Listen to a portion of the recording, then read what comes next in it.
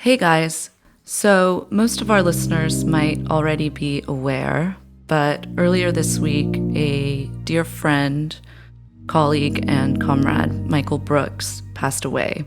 Michael was such an important force for good in this world, a relentless voice for justice, and we are all just devastated at the prospect of having to continue all of this without him.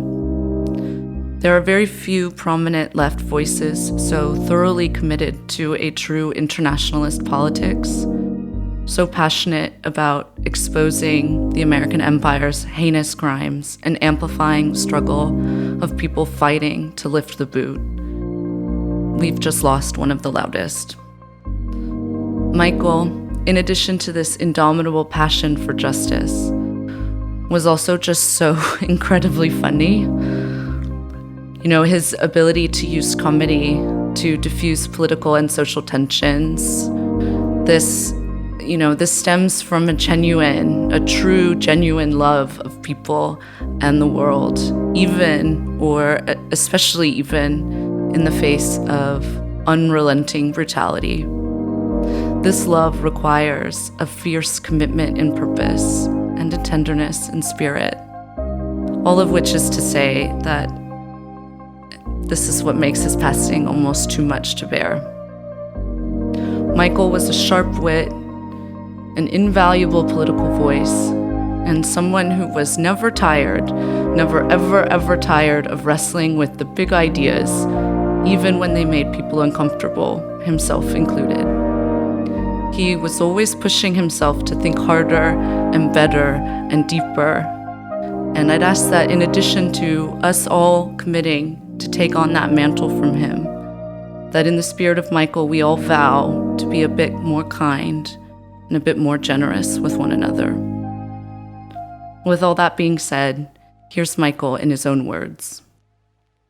A very, very extraordinary historical figure. We've talked about him a bit before on the show. Amilcar Cabral,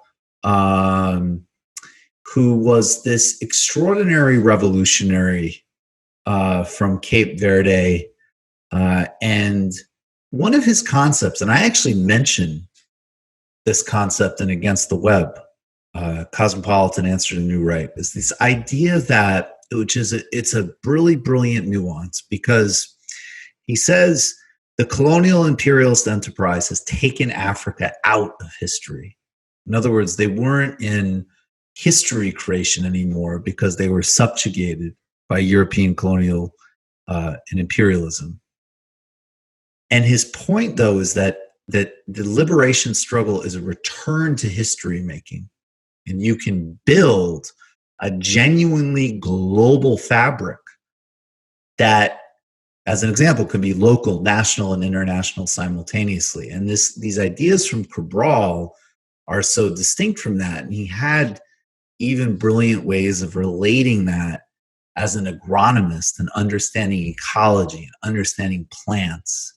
And he also had this famous phrase, claim no easy victories, which, in a time when, again, it's like, guys, there are these extraordinary movements happening. Power at the base is consolidating. It's all going in the wrong direction.